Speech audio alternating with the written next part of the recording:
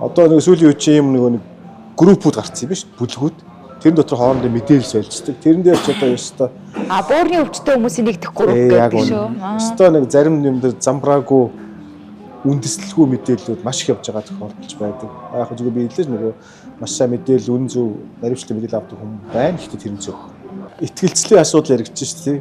Нэг бас л сошиал дээр нэг сонирхолтой жишээ харчаа бид нар тухайн үед хошигноод өнгөрчөөсөн. Гэхдээ тэр гашуун мэдээ байсан л та нөгөө одоо Facebook гэдэг үү. Facebook дээр санаар оншоо тавьсан улсууд эмчилгээгээ Google-с аваарай гэдэг нэг Герман төлөв хаана Европын юм дээр үүдэн дээр нь бичсэн байсан гэсэн.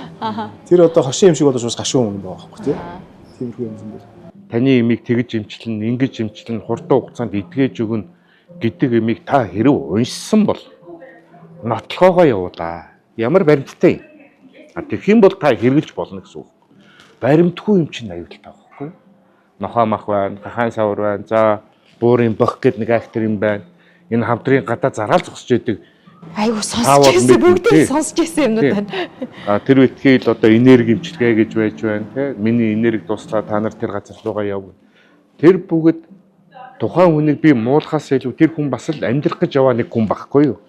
Гэхдээ тэр хүний хийгээд байгаа үйлдэл нь нотлохоогүй бидэнд таалагдахгүй учраас бид тэр хүнийг муулаагүй. Би бол муулаагүй. Гэхдээ хийж байгаа үйлдэл чинь буруу байгаад байгаа байхгүй юу.